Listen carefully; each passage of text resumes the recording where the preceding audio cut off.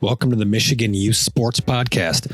I'm David Fiedor. I'm a husband and a father of 5 kids. I also run a travel baseball organization, and I'm the head coach of a JV high school baseball team in Michigan. The purpose of this podcast is to discuss the ecosystem of youth sports. Please feel free to contact us with any topics you would like to see discussed. Lastly, please subscribe and tell your friends about our podcast. This podcast episode is with Coach Rick Rachner. He's the head coach of the Commerce Cannons 13U team for the 2020 season and has coached girls travel softball for a number of years. This unique perspective of coaching both of these sports is explored as well as many other topics. This will be Rick's 4th year as head coach in the Cannons organization. Rick maintains a balanced approach of having fun, yet remaining competitive. Rick's focus, like all the Cannon coaches, on the fundamentals. In 2018, Rick's team went to Kentucky for the Youth Baseball Nationals. In 2019, they went to the Final 16 at Cooperstown Dreams Park. And in 2020, they have yet another out-of-state tournament planned. You'll see Rick's personality on full display in this podcast. Enjoy. I think we do it with heart, and passion, and we make them better people outside of the sport.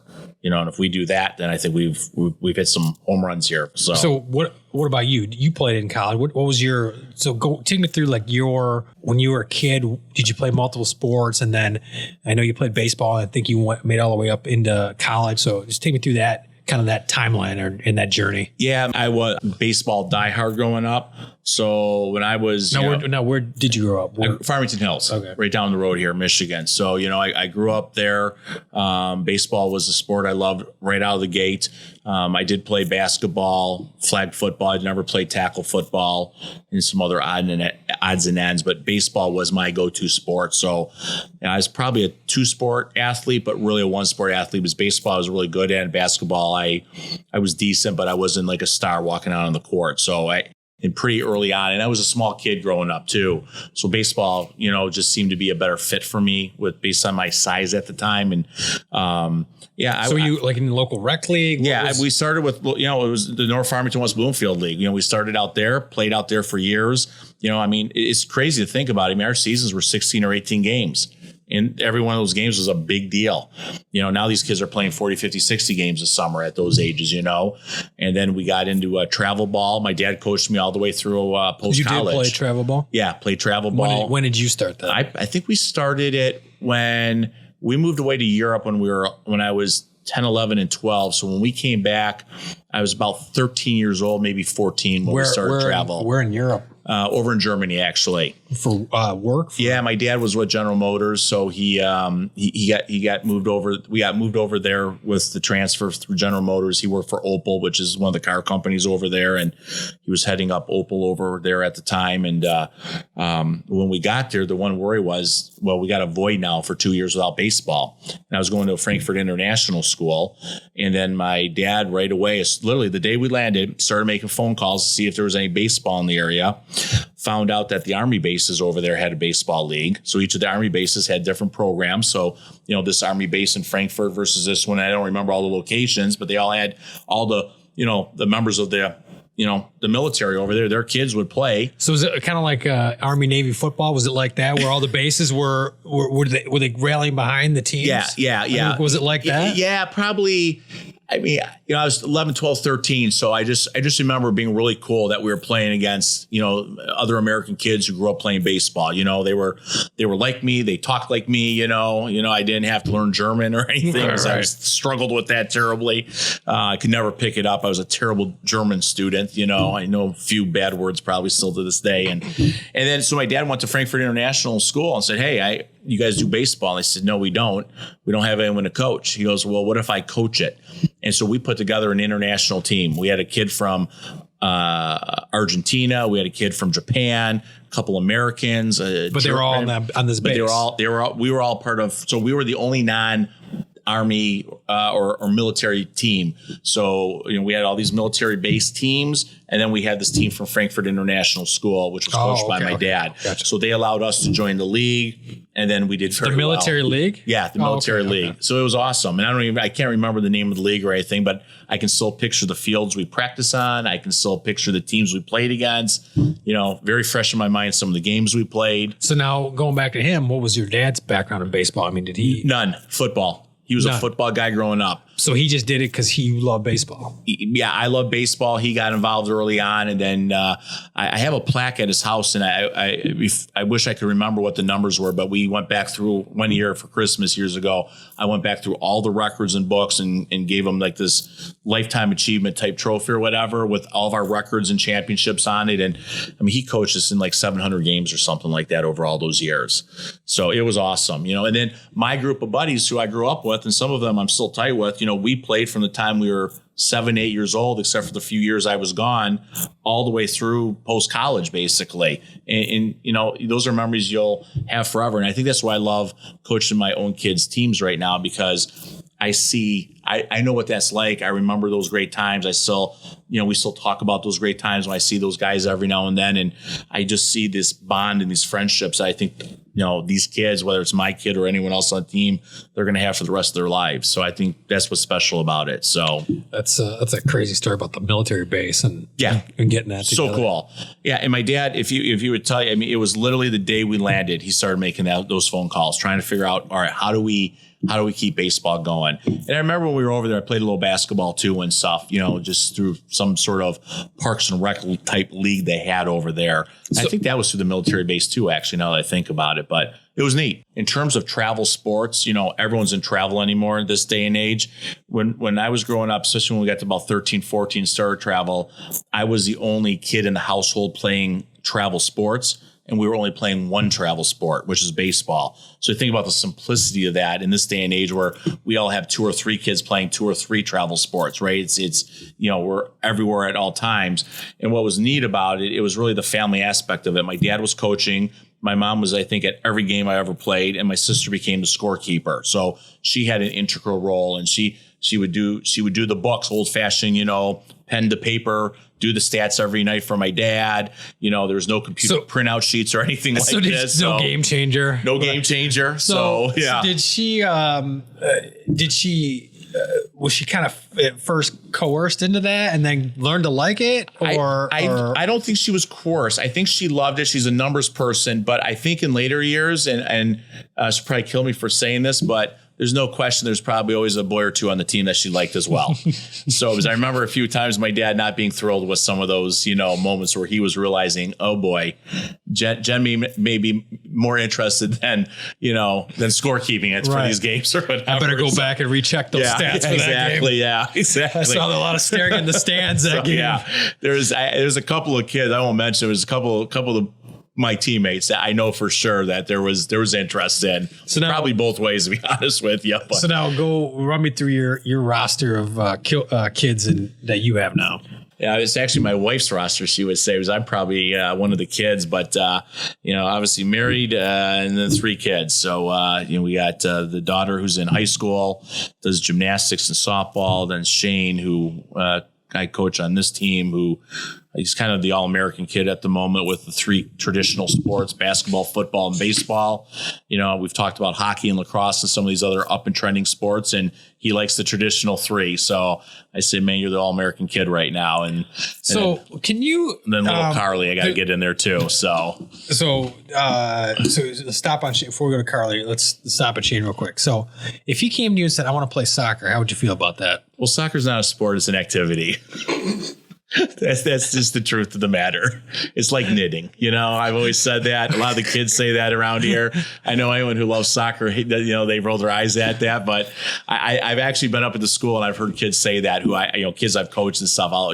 Something will come up. They're like, well, that's just an activity. And I'll look over and they'll be laughing at me and laughing with whoever they said it to. No, I will say I have made a lot of fun of that sport. But I will say Shane played it probably about 4 years ago, just a little bit of in between football and basketball. We had like a month off. So dear Lord, we have to fill it with something. So he played in a couple of soccer sessions up here, kind of introductory to soccer up at the facility up here. And I will say I was pretty impressed. I thought the training, the footwork, the endurance, figuring, looking at a field and passing and connecting, passes and things like that. I actually have a little bit more of I'm a little bit more respect for soccer than I did before, because I could see, and then some of the kids who played soccer are definitely seem like they're a little bit more athletic than some of the other kids because of soccer, I believe. The reason I've always knocked soccer a little bit, because when you're in baseball season and kids are missing because of soccer practice, as a coach, it drives you crazy. Yep. And it feels like it's always the soccer kids that miss. But soccer's 12 months a year, it seems like, any year more. So that's why I kind of have a love-hate for it. So then going down now, the baby is Carly. Yeah, Carly. So what's she into? She's into gymnastics. She did basketball for a little while, so I coached her in that. She doesn't want to do softball or baseball. She's Heisman Trophy stiff armed me away from coaching her in those sports. And then the other day she came home with a volleyball flyer and said, "Hey, I want to do this." So now you're coaching all these teams. I know that you coached especially softball and baseball in the same year, a couple of years. Yep.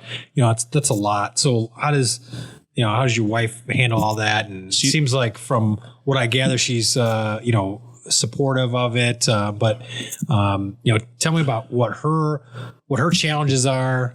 Being a wife of a coach that is vested in two of these sports and not just passively invested. I mean, you're all in. Yeah. So tell me some of the good and bad from her perspective. I mean, when I was coaching both as a head coach, I mean, the benefit of being a head coach, as you know, is you can set the schedule. So you can set the schedule, and that's the one advantage I've always had. I can set the schedule around, the mother-in-law's birthday or sibling's birthday or, gymnastics meet and whatever. And when you coach two teams, that's exactly what you do. On the weekends, the boys are playing, the girls are off, and vice versa, and practices, So I think those couple summers, I was probably about 100 days in a row out on a baseball field, coming right from work, going to either a baseball or softball field, getting home at 8 or 9 o'clock at night.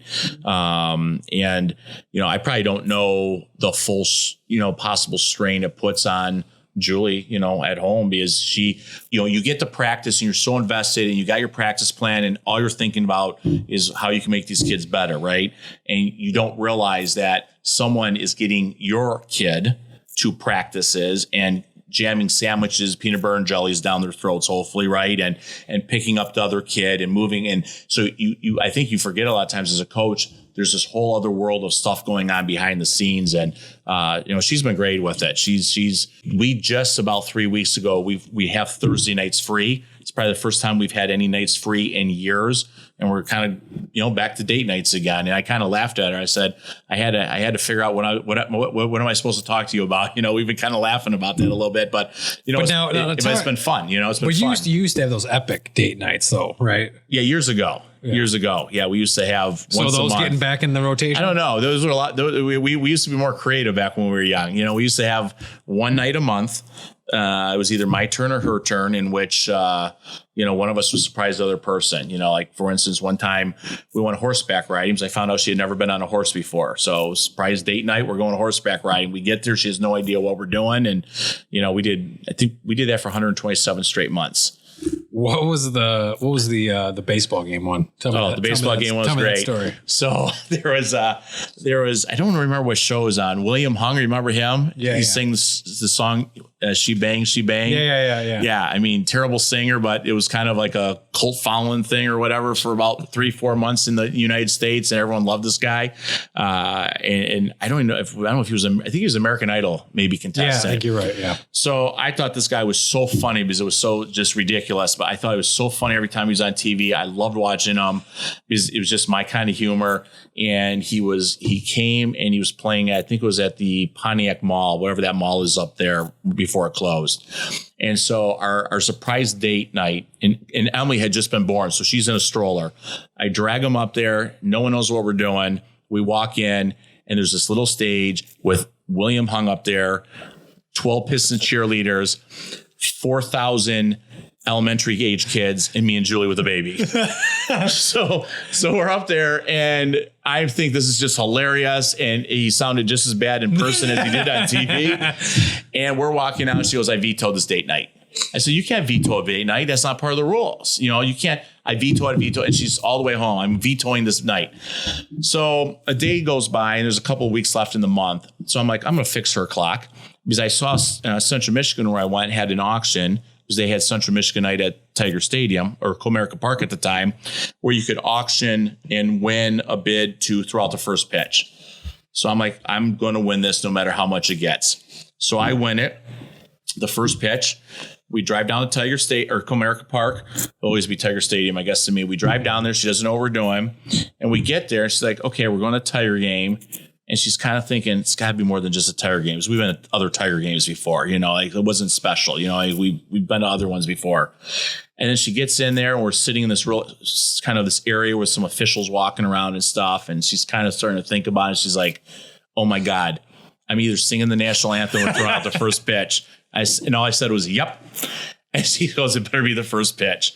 And it was. And then they came and got her. They went down the field, and we got a sweet picture in our office at home of her throwing out the first pitch at Comerica Park. She has a Central Michigan University jersey, baseball jersey on. And then in the background on the big Jumbotron is her name in the background and stuff. So that was cool. So I know we skipped around. So you played baseball. You played in high school, yes? Yes. So you played at which high school? North Farmington.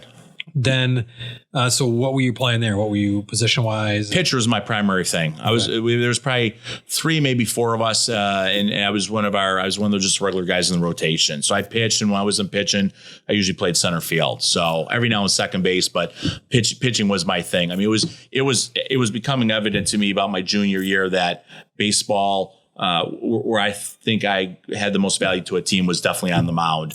And then once you start going down that track and start putting more time in that, the hitting starts suffering. And, before you know it, all you're doing is pitching. And then, once you get to college, if you're pitching, for the most part, you hardly ever see a bat. So, and that's kind of what happened. And I could go back in time, I would love to be able to throw one more game. My arm doesn't have it anymore, but I would love to go back and throw, because that was one of my favorite spots in the world to be, is on the mound, on game day. So, but those days are long gone now. So you went to Central. Now, did you get recruited? Did you get a scholarship? Nope, just walked on. I went to... Now, why'd you pick there of all places? I had gone around to some college. I went to like Aquinas, Eastern Michigan. I actually went to UNLV and visited there. Probably lucky I didn't go there, because maturity-wise, even to this day, I wouldn't have been able to handle myself out there. So, matter of fact, at the time, my counselor in high school said, UNLV... And he said, what does that stand for again? And, the Running Rebels back, in the late 80s were, a stud basketball team. Right. He's like, no one has ever applied from North Farmington to UNLV. I said, well, I'm going to be the first. And we had been out there a year before, and my dad took me to a basketball game. So I fell in love with the place, of course, and all the lights. But, but then when I found out was Central Michigan University, they had a JV team at the time. So walking on there was much easier. It wasn't like, they only had a few spots for walk-ons, and I don't remember what the rules were anymore, but they had a whole JV program and stuff up there. So you could basically roll up there, sign up and start playing, and then the coaches would work with you, and then kids would move through the system that way. So it was great. Central was a great spot for me. It was, I think about 19,000 students at the time. And did you play with anybody that we would, any names you can name drop? No, there's a bunch of guys that made it into the minor leagues, but I'm not so sure anyone ever got into the major leagues from those teams, which is kind of crazy, because Central was kind of a powerhouse in Michigan for a while back in those days. And I don't think a lot of guys, it's probably more of a handful, but I'm even struggling putting some last names with the first names right now, to be honest with you. I can picture them, but a lot of guys made it to Aaron. Aaron Knieper. There's another big guy up there, about 6'4", 6'5". Those couple guys I know from pitching aspect made it. Those guys are all 6'4", 6'5", and then it's funny because everyone sees me and they're like, "Oh, you must have been a second baseman because of my height." And I'm like, "No, I pitch." And then everyone usually is like, "What?" 5'8" guy, 5'8 and a quarter actually, 5'8 and a quarter guy pitching. That doesn't make any sense. So, but yeah, no, those days were great. So, and I think it teaches you a lot about. I just loved it. It teaches a lot about life. So you played in college for a MAC school, never recruited, didn't get a scholarship, and didn't play for, you played for in travel though. What was that travel? So we would come home and play in the Adray leagues. The Adray leagues used to be huge around here. I don't even know if they exist anymore. Adray, I think it was Adray Appliance actually used to sponsor a couple of leagues. There was a kind of a power league in Detroit, if I recall, or out of Detroit. And then there was another one in Livonia. So we would come home and play in the Livonia Adray League and stuff. So it was a blast, you know, and at that point in time, up until I was 22, I really thought maybe I had a shot to do something more with the game until we were playing a game out in Pontiac and a guy threw a no-hitter against us and made us look silly. And we all had thought we had seen everything. And after the game, I went up to him. I said, "What's your story?" He goes, "You know, I'm 27 years old and I just washed out of the minor league system." I'm like, "Wow." I said, "You know, you basically made us look silly tonight." I mean, it was just a different level than I guess we had ever seen before, which is kind of surprising with as much ball as we had all played.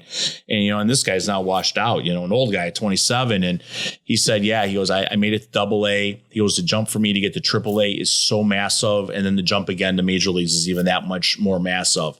That was the moment I knew baseball was not going to be my paycheck. And I remember driving out of that parking lot, kind of bummed out. I don't know, kind of the dream at that moment. And those, I remember, if we drove up there right now, I could tell you exactly where I was standing, where my car was parked and everything. And I could picture the guy, his big old bushy mustache and stuff, this 27-year-old kid. And he's like, I wasn't even close. And I'm like, "Wow, you just made us look really silly and dominated us, like something we had really never been through in a long time. And this guy wasn't even close." And that was the day I realized that, you know, and then I think I played one more year and then that was it.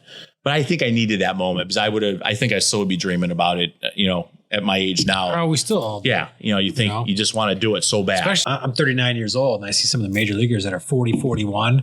It's incredible. So as long as I'm younger than the oldest major leaguer, there's like in my mind, I've got a 1% chance that I could still be there. Absolutely. You know, no then question. Once I get older than Bartolo Colon, then my dream's over. Yeah, no, it's amazing. So it's, and I think I needed that life moment because I maturity wise for someone to sit me down and say, "You know, listen, you don't have a chance." I was not going to listen to anyone, but so I needed that moment. So, you know, maybe God put him on that field that day against us for that reason, but, I would have chased that for many more years and probably not have been as focused on my early career. And, you know, you just don't know how that path looks then, you know? So then how did you foray back into coaching?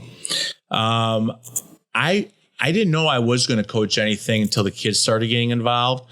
And then I started realizing I think I have a lot I could give to baseball and softball just from all my years of playing and stuff. And so I kind of said to myself, you know, if they get into those sports, I will coach.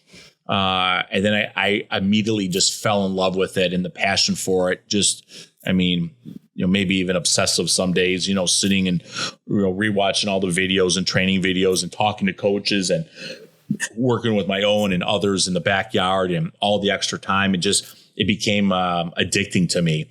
And I realized really early on, I remember my dad saying this to me years before this, "You will have more fun watching your kids play than when you played." And I thought he was crazy saying that to me because I was so invested all those years.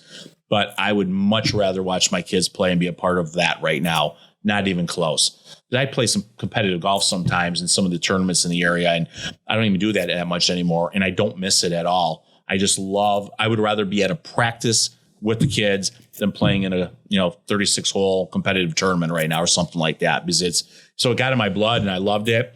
And then from baseball and softball, I transitioned into football with some guys and have had a blast with that. So you've coached football, but you've never had any, you never played really football at all. No, flag football was, flag football through the YMCA. Yeah, that was it.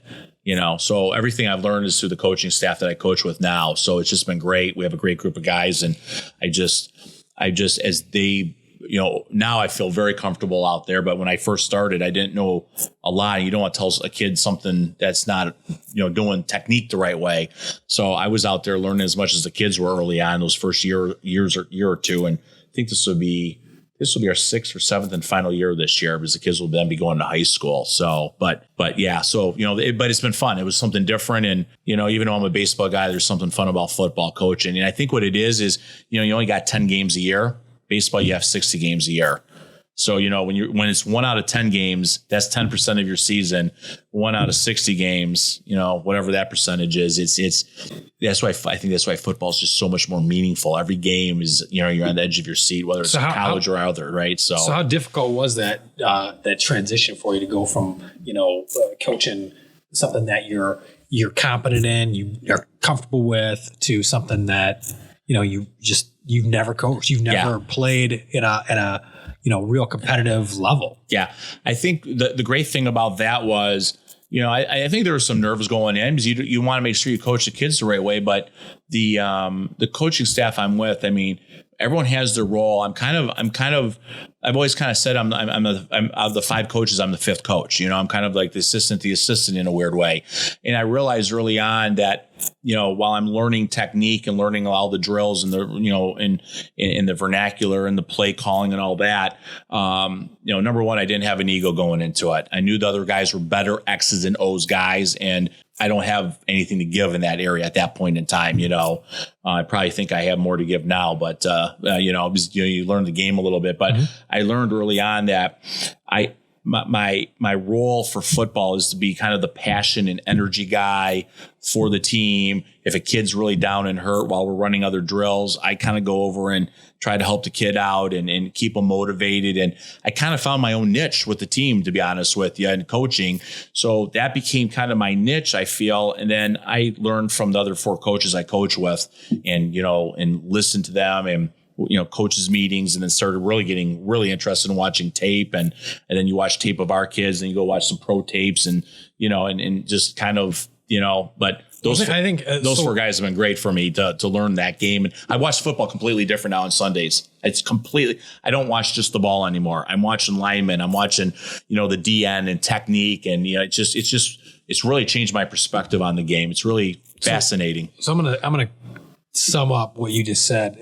So for a lot of times, what you've seen, there's a lack of coaches and people need to step up. So I think the message for younger coaches or first time coaches is, you got to put your hat in the ring, get in there and just be willing to learn, to grow, change, and pick up skills from other people, any way that you can. I mean, you didn't, like you said, you didn't play at a high level, but you got in there, and you basically came under somebody else's wing and learned and grew yourself into a serviceable coach for the organization, right? Yeah, that's right. And I think everyone has different philosophies, and everyone's going to agree with your philosophies. But if your heart's in it and you go through those steps, then you should feel really good about what you're doing, right? So, I mean, how many of coaches that you've run into that they start off with somebody, they put their name in there and they just throw a clipboard at them and good luck. You know what I mean? Oh yeah, absolutely. I think it happens all the time. And I think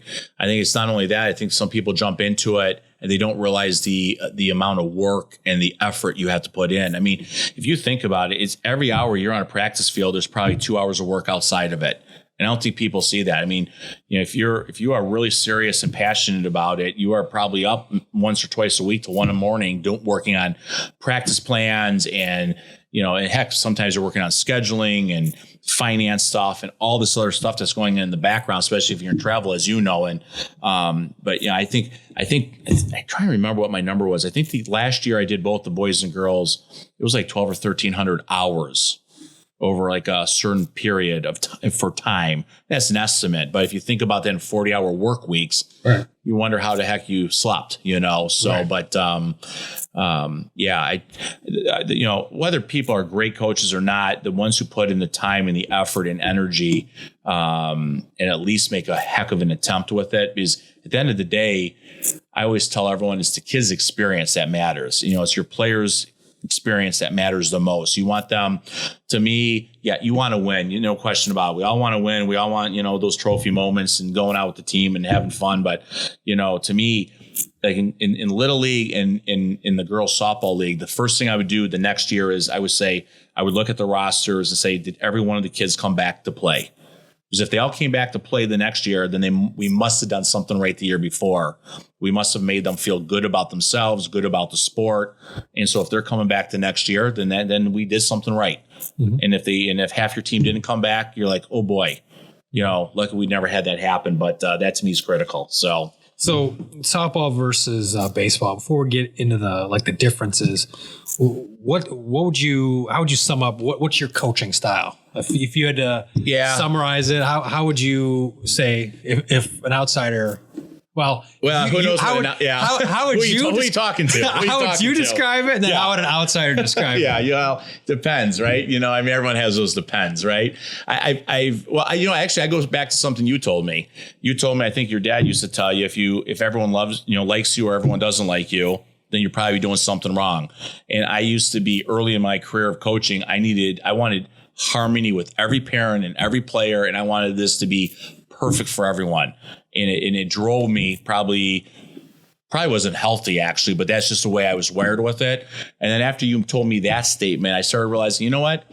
You're always going to have a couple of parents that don't understand the philosophy or don't understand the process. So you know what? If we can get 9 of 11 or more, and they're really happy every year, I got to think that's a pretty darn good year now. So your advice actually really helped me over the last 3 or 4 years. I don't know if I ever told you that before. I see you're tearing up right now. No, thank you. So you have something in your eye.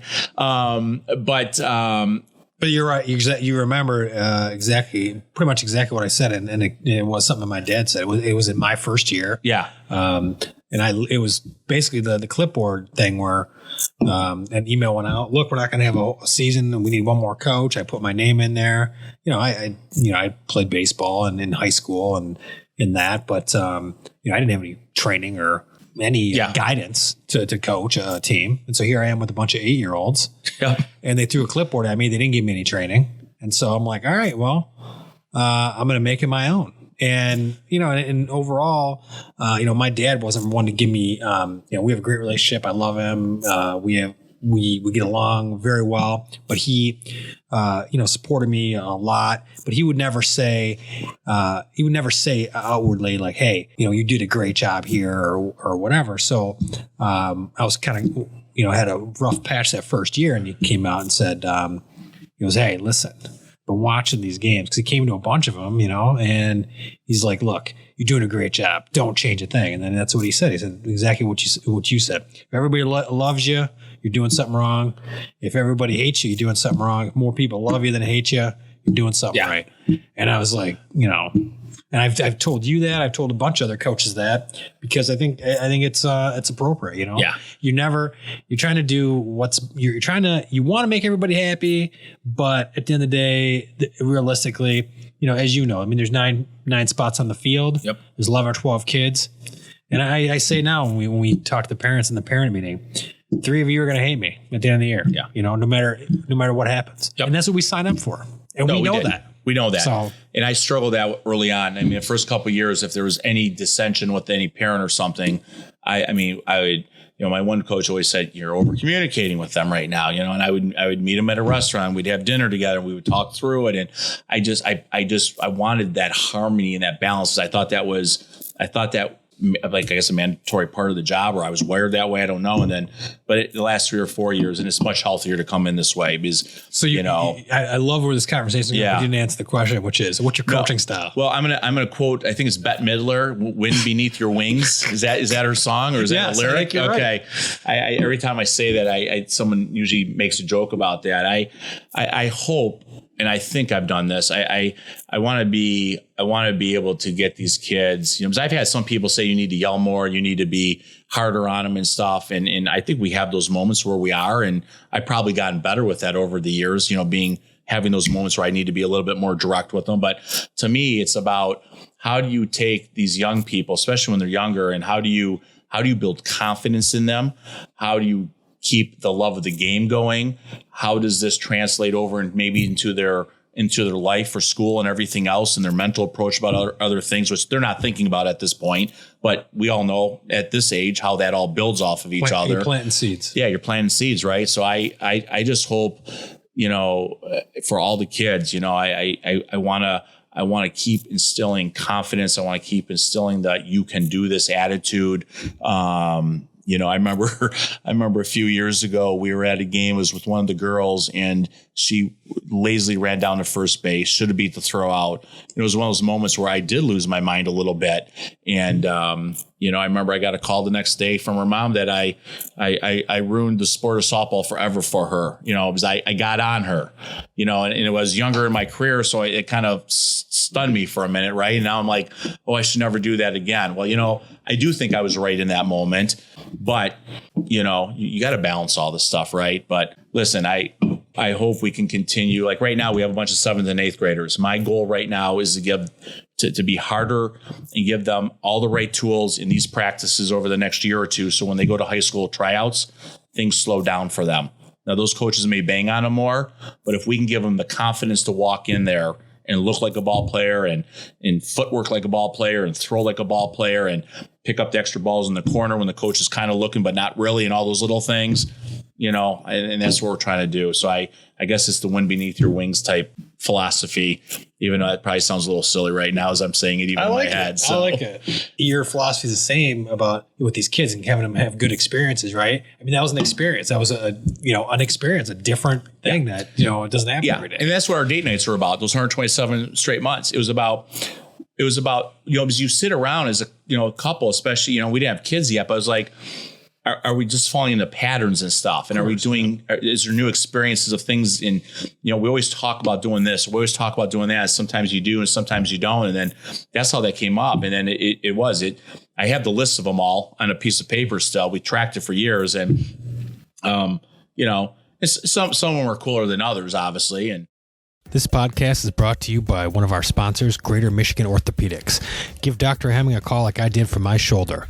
Give them a call at 810-953-0500. Greater Michigan Orthopedics. The softball versus baseball, I mean, do you coach it differently? I mean, obviously you can't change who you are. Yeah. But do you coach it differently? Is it coached differently? Not just, I mean, it's a different game, but does your approach change?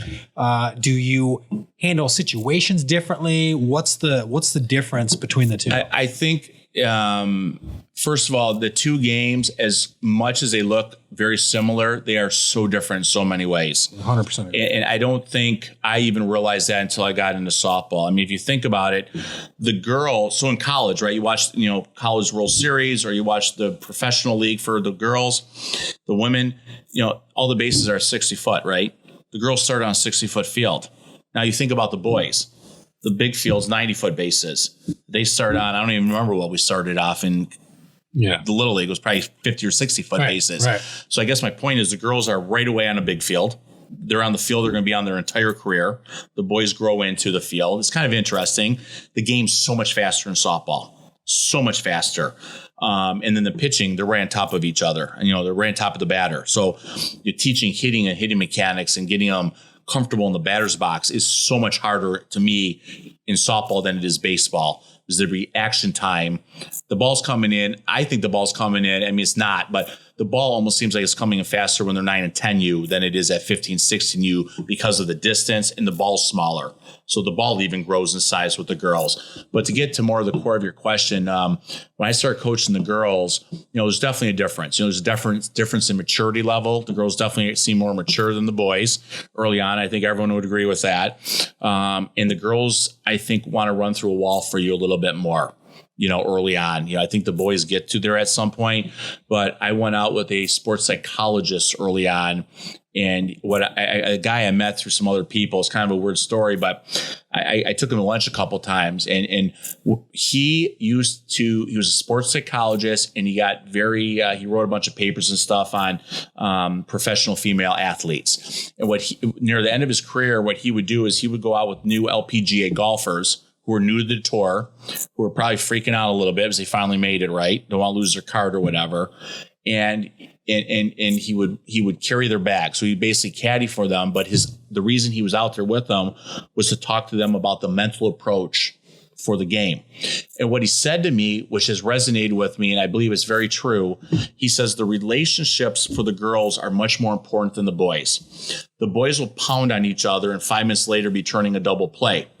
But if the girls come out, and just to use an easy analogy, if if they're a little bit older and one has a boyfriend and one of the other girls talk to that boy on the bus, the relationship for that moment could be deteriorated. They don't want to turn a double play together.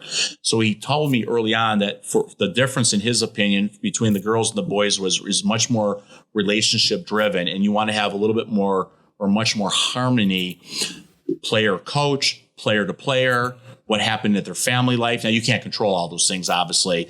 So I think with the girls, I really tried hard to make sure that even more, and I try to do the same thing with the boys, but with the girls, after some of those kind of sessions with this guy, really try to make sure that we had great chemistry, even if we had, chemistry should be organic and natural, right?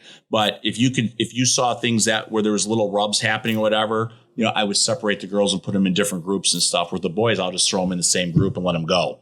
Because they don't seem to care after 5 minutes. They just move on. So there's a lot of there's differences for sure. So going back to your thing about chemistry, and I don't think there's got to be natural chemistry, but then you can help start growing the seeds of chemistry, right? Yes, by doing activities, and 100%. Bonding, and all of that.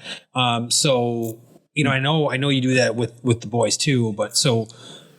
Again, I think what you said is you had to do a little more of that, making sure that harmony was a little bit better versus what you have to spend with the boys. Yeah, I think so. The boys forget much quicker. The girls, I think it sits a little bit longer with some of those relationship type. And I definitely, with the girls, we did a lot more.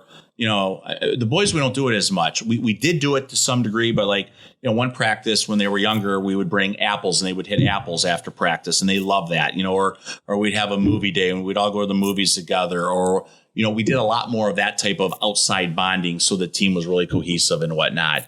We do it with the boys, but not the boys. It kind of happens accidentally now. Now they're a little bit older too. Where the girls, though, it was part of the planning before the season started. Here's the practice plans. Here's the schedule. All right, we have an open week here. Maybe we need to fit something in. Who has a pool? Who has a lake? I think that was definitely, I know for a fact that was definitely part of the planning. So the planning was a little different too, I think. So be honest, who's more girls, the boys or the girls? Oh, I think it's got to be the boys. But I'll tell you what, all their feet stink. Some of the girls' feet stink just as bad as the boys. You take I don't care. You can have a blindfold on, you put them in the car and they take their shoes off. I don't think you can tell the difference. No, you can't tell the difference. So then, so how do you make decisions? Both tactically on the field and then with, decisions when you have to, who's going to be playing, who's going to make the team, as a coach, where are you? Let's start with the strategy standpoint. How are you making your decisions? We're morphing now that they're getting closer to high school. I've been a big believer that I see a lot of these young teams where they have the same infield all year. When these 8-year-olds, same girls playing third base all year and never playing outfield, that's ridiculous to me. Because to me, you can't be a great infielder if you haven't played outfield. I really believe in that. And so when they were younger, strategy wise, we really try to move them around as much as possible, give them a lot of opportunities and a lot of spots. Because right now, I don't know, I mean, probably do know a little bit with Shane, but is he going to be a linebacker when he gets to high school, or is he going to be the quarterback? He's not, probably a linebacker, but my point being is you don't really know until they get there. So if he never has a chance to do and try something younger, you're not going to know if they're going to be good at it later. Does that make sense a little bit? It does. So what I found is that kids mature at different ages too. Oh, okay. It's unbelievable. So they go from, they'll shoot up and then good and bad. So they'll shoot up all of a sudden they're tall and they've got a big arm reach and now maybe they're a pitcher. Yep. The other flip side of it is now that for that first year, they're kind of learn how to walk again and learn how to use their body, right? So they all progress at different ages, right? And so what I found is, and we're human and we have bias and we have history. So a kid that's been playing with us maybe 3-4 years, every year I try to reset my expectations of that player and try to look at it again. And maybe now he is a shortstop. Maybe now he's a first baseman like he wants to be or whatever it is.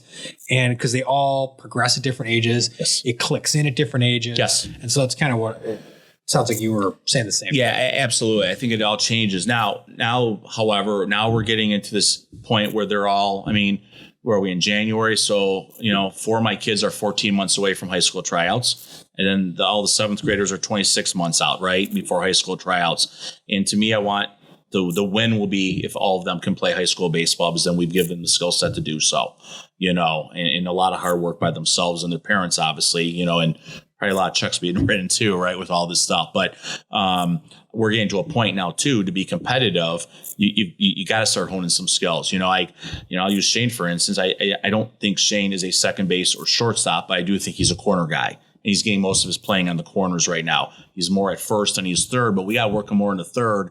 So when he gets to high school, he has a secondary infield position that he's comfortable with. Because you can tell when he's on the field, he's very comfortable on one corner, not as much on the other right now. So is that our fault as a coach? We haven't given him enough time? Probably is. I can say that about every one of our kids right now. But you start sensing at this point now, you kind of know who your middle infielders are, who have better range, a little bit more speed, who has a stronger arm for the left side of the field versus the right. So we're trying to hone it in a little bit, but we still want to give them, I would love for them all to have about 5 options when they get to high school to play. To me, most of them pitch. So it's either pitcher, catcher's one, a spot in the infield, and then you got 3 outfield positions.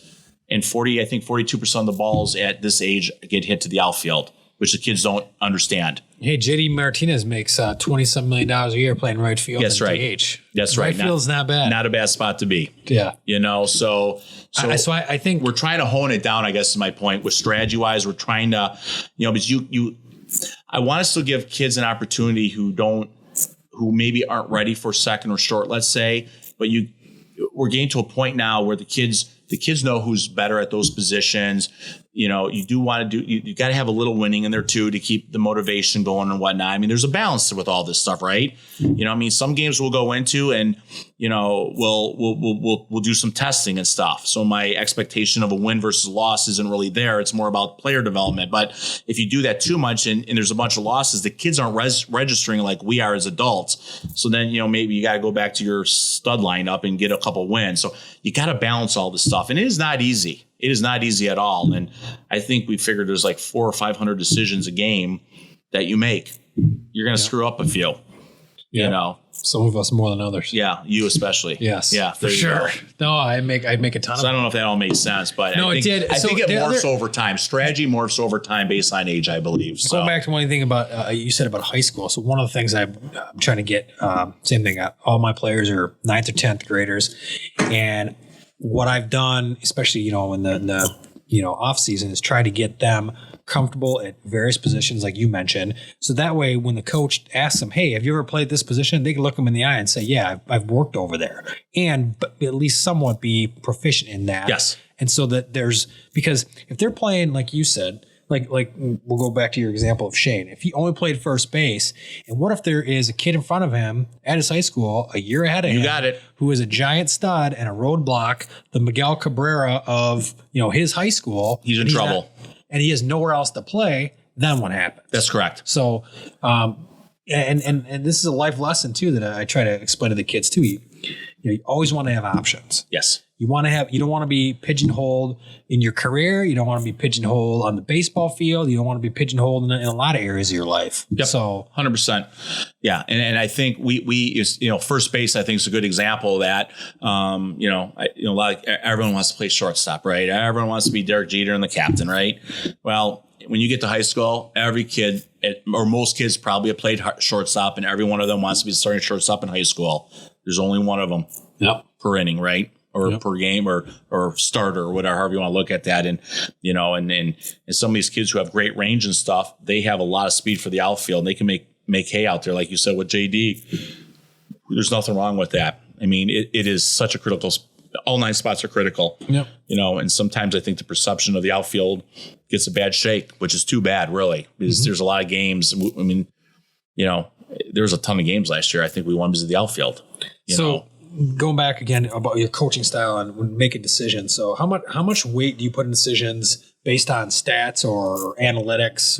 How much weight do you put on that? I not a lot at this age. We keep all the stats. I look at them constantly. I do have a rule that no one else gets to see them, because I do not need everyone in the world saying, well, so-and-so's hitting, 400 right now. Why aren't they batting second? There's a lot. There's so many other decisions. I now give everyone their stats at the end of the year if they want to see them. But during the in-season, only a few of us get to see them. I don't put a ton of stock on it because to me, you could have a kid who's hitting 150 who has a beautiful swing, who's just, a little slump versus a kid who's hitting 150 and has a terrible swing. They're not, it's not apples to apples. One kid is a better athlete, has a better swing.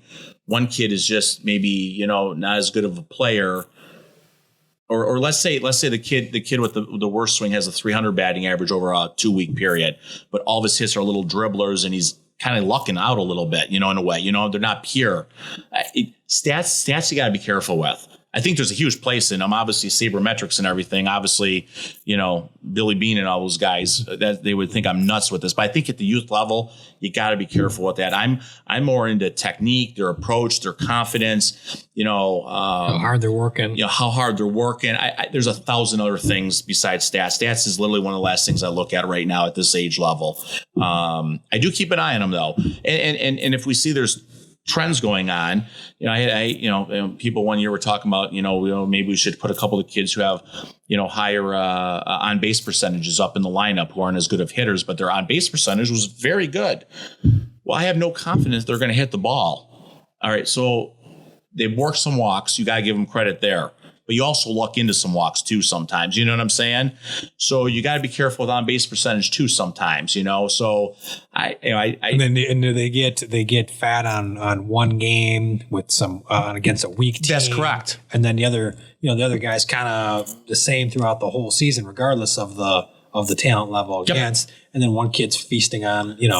You're right. Stats can always be manipulated. Yes. Right? They can always be, you can parse out what you want to see from them. Absolutely. So I think they're I know you didn't ask me, but my thought is it's another tool. It's a tool. Right? It's one of many tools, and I don't give it any.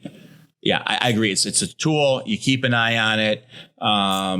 The things I like to look at in stats is strikeouts and balls in play and things like that. Are we making contact? Are we getting the ball? Because sometimes over a couple week period, you're like, wait a minute. And then you go back to the stat book. You're like, holy smokes, so-and-so struck out 8 of 10 times all of a sudden. We got a little trend going on here. What's going on?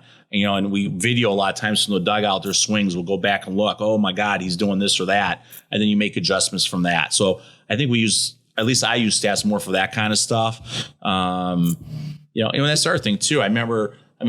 Most of the team remembers this, our first year of travel. I think Shane's first 14 at bats, I think he got robbed 11 times. It was uncanny. He just couldn't buy a hit. Guys were making diving plays and the plays of their lives. And it got to a point where he hit the ball and we were like, well, someone's going to, Ray Fiedor's going to make a diving play and, down the third base line, right? Bring it back from over the fence. Yeah, seriously. It was crazy. But so, I just remember that. Obviously, he's my son, but, he was swinging the bat as good as anyone at that period. To drop him down to me would have made no sense. We talked about experiences and making experiences with the kids. So one of the treks, the coming of age trek to Cooperstown. Yeah, you did that last year. So just very generically, tell me about that. Yeah, it was phenomenal. We had a 3-year plan. Our plan was, a couple of the players changed. Most of them did not, but a few players changed over that 3-year period. But our plan was to build a team to be ready to compete in Cooperstown. Now, when I say compete, it's not to go out there and win it because 104 teams there, that would be a crazy expectation, but to go out there and be competitive and look like a ball team. And so that was our plan for 3 years. We made the trek out there last June. We played well. We exceeded our expectations. It was an experience of a lifetime, I think, for most of the kids. That was a 3-year journey to get to that point. I think I know I came home. I'll be proud of that week forever because it wasn't just that week. It was the 3 years leading up to it and all the hard work and the training and the practices and, coming home from games going, why can't we turn a double play? All right. So we work on that in practice. Why can't we hit a change up? We work all those things you do leading up to that. So that was kind of a culmination for us. Let me take that back. It was a culmination for me of the plan over those many years. That Cooperstown was the explanation final. Now we can assess our first 3 years. Now that we're done with that, my whole goal is how do we get these 11 players that we have prepared for high school trials, so they all make a team. So our philosophy is now switched to a different level, and now we want to go out and play the best of the best all the time. We'll see how we stack up against them, but I want to make sure that if our kids are playing the best, they're seeing 70, 75 mile per hour fastballs all the time now instead of once every fifth game. This is just they're going to catch up to the game, and then that will be the icing on the cake for them, and hopefully they can take that a long way then. So Cooperstown's kind of our path and philosophy and thought process has changed here a little bit since then. And I really did. I wanted the kids to have a blast through, So I know it was about the experience, but how did you finish? And we finished 29 out of 104 in pool play, and then we won our first bracket team, and then we made it to, I think it was round of 16, or maybe it was the 5th round, which is quite a long way, and we lost to a team from the Louisiana Kings. Before the game, I look over there, and they're doing bands. They said a team prayer. So I'm like, oh my God, they got the Lord on their side. They got bands. They're warm. I mean, everything about them looked like a professional team over there. And I think we do a pretty good job with that stuff, but it was just different. And then after the game, and they beat us pretty good. And it wasn't a bad way to go out because we lost to just a superior team, and we had a heck of a week. We didn't walk off the field going, oh my God, we could be playing one more. They beat us 100 out of 100 times. And normally I never say it. Usually it's always 99 out of 100. That's how good they were. And they put it to us pretty decent. But after the game, I went up to the guy and I said, all right, what's your guys' story? He goes, well, we're like an all-star team. I got kids from Louisiana, Texas, and Florida. And I'm like, I've got a bunch of kids from Walled Lake, Michigan. So think about that. We don't even start until middle of April for our first game. Yeah. So you think about that. All of our kids are within a 5-mile radius. Their kids are from like 1,000, or I don't know what, whatever, 1,000-mile radius, So the first batter of the game, one of our fastest kids, hits a shot out to center field. The kid from center field guns him out at first base by 3 steps. And at that moment, we all looked at each other like, it's going to be a long game. This is going to be, And we held in there. We were up 1-0 early, and then we were down 2-1 through about 2.5 innings. I'm like, let's just keep pushing them. Let's, wind beneath your wings, guys. Let's go, And then all of a sudden the wheels came off. Well, the wheels didn't come off. They started playing, I guess. Maybe that's a better way to put it. And they were solid as all get out. But it was a great experience. It was staying in the barracks with the kids. You really get to learn personalities and things like that. I mean, give me a couple stories. A couple funny stories. Because that, again, I mean, that's just an experience. It is an experience. I think everyone told me. So we went to the Con Bowl 2 years ago, and we ran into some players who play at Ferris State D1 football, and they still play there this past year, so they're still there. And they had gone to Cooperstown, and they told me, and both their teams had won. One had won no games, and one had won 1 game. And so here you have 2 stud athletes who are playing D1 football. Are they D1 or maybe they're D2?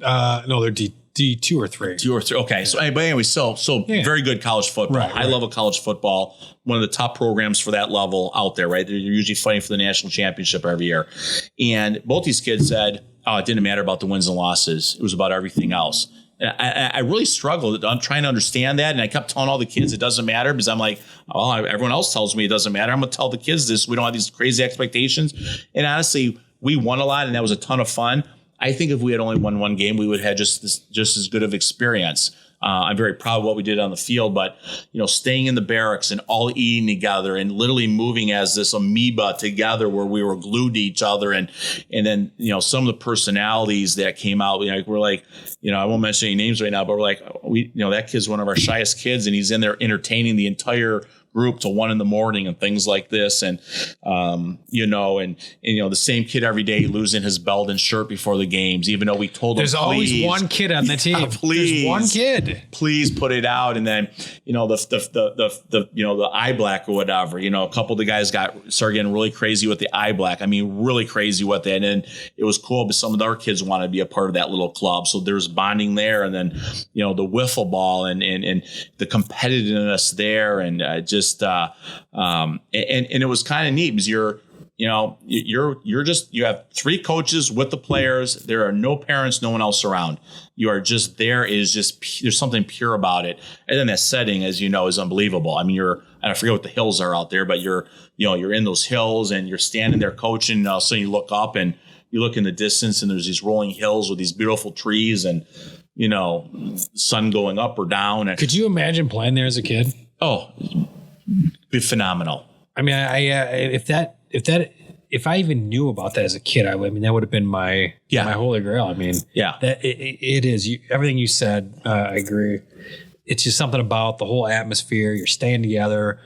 That's all. You're there to play baseball. Yeah, that's it. Your baseball. There's no distractions. None. Yeah, you get a little bit of things here or there. You see your parents for a little bit, but then they go away. Yeah, and then it's just you and your teammates. And I agree. We're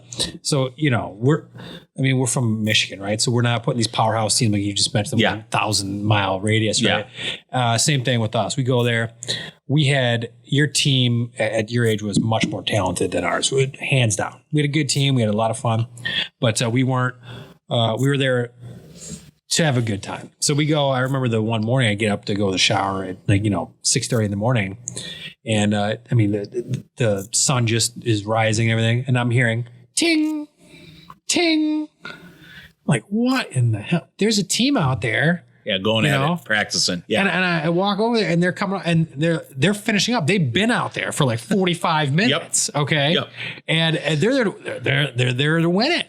And believe me, we wanted to win, but for sure, absolutely. I mean, you had some of those teams that were crazy high end, and then and we were somewhere in the middle, but that's just that whole the whole experience there. I mean, I can't say enough about it. It's just, I thought like something pure. It is. I thought one of the coolest things about it was this 114 bracket they put together. It was until I got there. I mean, obviously, you know what a 114 bracket is. We all been around this stuff long enough. But what I loved about it is they have 104 play 103. And 102 play 101. And then, so all those games through that entire bracket are pretty competitive. And what I love about it is, I went back. As a matter of fact, it was funny earlier today. I went back through all 13 weeks from last year, just kind of reminiscing for a few minutes today when I had a few minutes at lunch and I was looking at it, and out of 104 teams every week, probably 6 to 8 have no wins, but then they pair them up in the bracket. So at least half those teams are going to get a win. So almost everyone's leaving there with at least a W. And I bet those W's, when you're an 0-16 playing that 103, 104 game and you get that win, I got to think that experience is just as exciting as the team that wins that thing.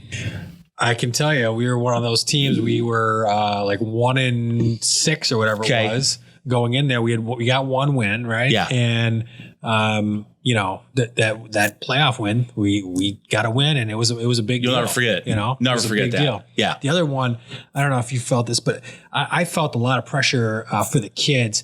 Because it's the outfield that it's all 200 foot. Yep. Every single one, all the dimensions are exactly the same, and the kids know that they can. Every kid on the team can hit it that far. Everyone. The smallest kid, it does. That's the beauty of the park. The biggest kid. Yep. They all can hit it out, and so I was worried.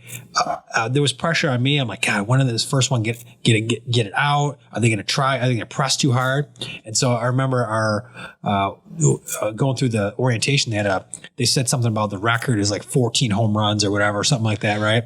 So our catcher gets up there, first at bat, he hits one out. Third batter of our first game. Okay. I'm like, well, that's awesome. So that's off our back. Yeah. He comes up again, second time up, he hits another one out. And I'm like, oh my. So now I'm thinking, he's going to set the record. Right, right. Then he didn't hit another one after that, But it was. He had his day, though. It was an awesome experience. And then I don't know how many kids hit out for your team. I think we had like, of the 11 kids, I think 5 hit them out or 6. Yeah. And a couple hit the wall. I mean, it was that too. So it's a whole atmosphere with the team. But then like that little thing, each kid can hit one out. Yes. Or at least has the potential. Yes. And that's another moment for them individually. Yeah. So it's a good, a bonding of both those individual and those team aspects. It's funny as that tournament went on, and I do think you could see there was a pressure mounting even after day one. 2 or 3 of our kids had hit one out, and a couple of the big guys hadn't hit one out yet. And you could tell, I'm like, oh boy, I hope they don't press the rest of the week and ruin their experience, And I think we had 8 of the 11 hit one out there. It was crazy. I think we had 16 total home runs, and or maybe it wasn't 8 of 11, but we had a good number hit him out there. But the pressing, and as a coach, you do, because they all want one so bad there. And then I started watching, and maybe this is the wind beneath the wings thing again. A couple of the kids who weren't hitting him out, when they did something, when they had what I would call a Cooperstown moment, they pitched a great game. They came in a relief. We had one play between the catcher and pitcher in a game against Delaware that saved the game for us, which gave us a better seeding for the bracket play. I really talked those up with those kids. They didn't hit their home run, but you guys had a Cooperstown moment. That's something you should never forget. You beat Delaware, for goodness sakes, and because of your play and all those. So that was something that was very conscious on my mind as that week went on. If you didn't hit that home run, I didn't want them going home feeling disappointed, because I bet some kids do go home disappointed because you think but it's fantastic when you hit one. Yeah. Absolutely.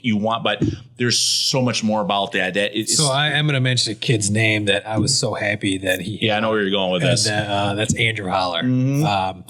I like that, I like the kid, I like the family, and he wasn't one of your stud players, he wasn't a bad player by any means, but he wasn't a stud player, and he hit one or two. I don't remember. Three. Okay. You better get it right. Yes.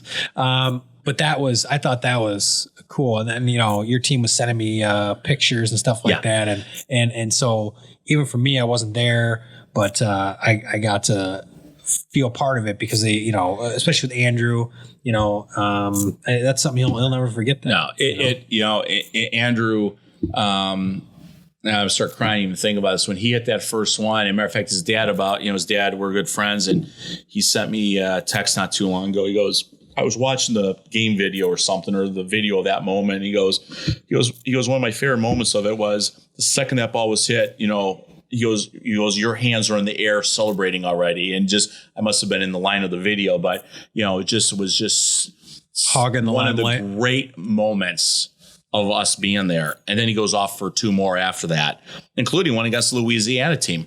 We scored 2 runs in that game. We had 2 home runs. Andrew was one of those home runs in that game against probably the best team we have ever faced. Excuse me. So that was fantastic. And he, talk about a kid who had a Cooper. Matter of fact, we've laughed since they've been back. I said, Andrew, if you want to play base, he's retired. He's going full at basketball right now because that's really his love. So he's not playing this year. But, I said, if you want to play baseball full time, you got to move to Cooperstown. You're a stud. So we've laughed about that a lot. And the other interesting thing is, so here he had a great experience on the field, but we had 2 kids who really got into the coin trading, or the pin trading. Yes. And he got so into that, and he ended up having this really cool binder that they sold there, and put all these pins in there. And his collection, I saw it a couple months after we got home, but he loved that. And it was neat to watch him forget about baseball and anything, go up to other teams, go to the other team's barracks, get to know a couple of kids on a team, trade pins, say, oh, my teammate's missing this one, and almost start negotiating for the team. But it was neat to see him kind of as a person kind of, branching out, network and branch out. And, and I tease all of our kids on the team. I said, well, you'll all be working for him someday. So, but yeah, no, that was about as special as it gets, I would say. That pin trade, we went to a graduation within the last couple of years, and the kid, 6 years later, he had that out at his graduate, I believe he had a board with, a bunch of pictures and all these great moments. And he, won some academic awards. And right there is his little, pins from all, trading at Cooperstown. Yep. I think it was like a towel or something with all these different pins on there. That was one of the things he had out at his graduation party from high school. I would think Andrew will have his out when the collection is very impressive. Mm-hmm. Yeah. And we gave all the kids like 100 pins or something crazy, like more than they needed. Right. And Andrew comes back with, I think 300, and we have a couple kids that came back with 2. Right. And then one, and a couple, how did you bring some? Did you get into that? I didn't. If I were to go again, I did. I got into it. You did. I did. Did you have your own pin or was it a Canon pin? Well, let me tell you about that. So I had the regular Canon pin. Okay. But my assistant coach kind of was got into the spirit a little bit. Yeah. And he would go. We'd walk into you know how those barracks are. But we'd walk into a crowd of kids, right? And then he'd say something like, "Oh man, did you get those Canons pins? They're really rare." Yeah. And then people were like, "Oh," and then they'd come up to me and like, I'd be like, "Oh, do you have a coach's pin?" Now they're the same ones as all the kids. Yes, okay, but they don't know. Yeah. And they're like, I go, "Yeah, the rate right now is 3-1 for a coach's pen." They're like, "Okay," and they give me 3. I remember you had told me that. And so it was fun for me. And then me and my assistant coach, we were laughing our butts off, and then as you know, some of the umpires have them, and the concession workers. It's unbelievable. It's if you collect so many pins, you can get a bonus pin. If you go downtown to Cooperstown, some of the stores have them. So we brought we have that partnership with Huron Valley. We brought one of the pins back from that you had. We gave them one. That's cool. And then the one of my players went there and gave the principal one. So he has his Canon pins up, and they're like they're just like a little it's like a time capsule almost. It's a moment in time. It's there. It's like when you bury a little bottle, throw in the ocean. 100%. It's kind of like that. And you see these pins, and you'll go to like restaurants or bars, whatever, and you'll see them up there. And I was cleaning out the couch today, and what do I find? I find a friggin' Canon's pin, from Cooperstown in the couch, Yeah, so. Absolutely. Well, hopefully it had its backing on it, so you didn't sit on that, Thank baby. God, Yeah, yes. Yeah. It's a special place. It's a rite of passage if you're playing travel ball anymore, I think. I mean, it's a neat spot. And I'm trying to think some of their stuff. I mean, we had one kid one night just start going off telling jokes and stuff that was wild, I mean, to a point where we actually had to cut him off a little bit because it was, it was hilarious, but we're like, wait a minute, don't tell your moms about this, please. One of those moments, and stuff. And a few of those jokes I still use today. It's so damn funny, if I'm with the right audience. So it's bad when they're teaching you stuff. You're like, what? Wait, how's that work again? Yeah, absolutely. Like, wait a minute, So yeah, it's, I was trying. You asked another question. Maybe I think that was our cool thing about going back to Cooperstown for a minute. The sense of love we got back home from like you and the other coaches and some of our people who knew we were there, tracking what we were doing there because of the day and age of technology and all this stuff was really cool. And many times I told the boys, I said, listen, everyone you guys know back in Michigan is pretty pumped up for you guys right now. So that added to the experience. All the people who weren't there, who were sending texts and good wishes and the little bit we interacted or others, that really was, I was not expecting that at all. I guess I couldn't even fathom that because we've never been in this situation before, but that was pretty darn cool, man. So added for me anyways, that added to the experience big time. Like, made me feel proud. So I'll echo what you said. You had sent me a couple things and, I'd sent you some stuff back and I didn't want to interrupt your time there, but one of the things that was cool that week, the parents that were staying outside, not in the barracks, a bunch of them, were getting together. And that's part of it too. It's the bonding with the parents too, because they're going to watch a couple games a day, and then that's it. They're out there. They got a lot of time to hang. And getting to know each other. So that was cool. But one of the nights they had sent me, there's probably like 8 or 9 of them. Like at a little bonfire they had, and they sent me this whole picture, and I took that thing and I was zooming in on every one of those faces, and they're like genuine smiles on these adult faces. It's not a fake one. It's not. I don't want to be this picture. It was. That meant a lot to me too, because again, it's about the experience. Not only for the players, but then the families too, and rightfully so. It's a lot of money to go out there, and it's a time investment. You got to take time off of work, and it's a big deal. It is a big deal. It is a big deal. It's funny. We talked about going to Branson, Missouri this year because they have like kind of a barrack type situation. It's the Ballparks of America or something like this. In 13 U's the last year you can go.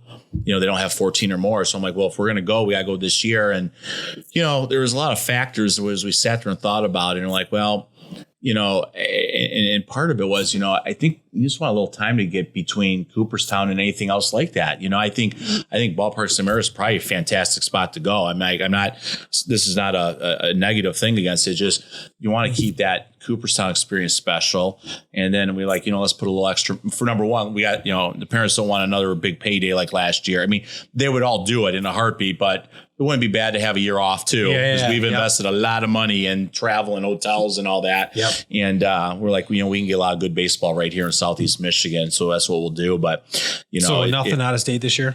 We're gonna go to Grant Park actually, down in Indianapolis. Oh, okay. We're gonna do that. So it's an easy drive. If people can't get down there on Friday, they can still come in Saturday and things like that. So we're gonna do Grant Park this year. So we're not gonna do anything. We're looking at Ripken.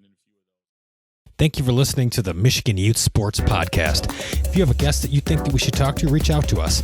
Please subscribe and tell your friends, neighbors, coworkers, and your Amazon delivery guy about us. Thank you for listening.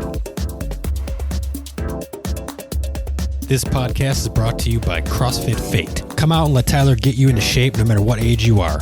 He's a certified trainer and works with our Cannon baseball players for speed and agility. CrossFit Fate is located in Wixom, Michigan. Give him a call at 248-860-2898. CrossFit Fate.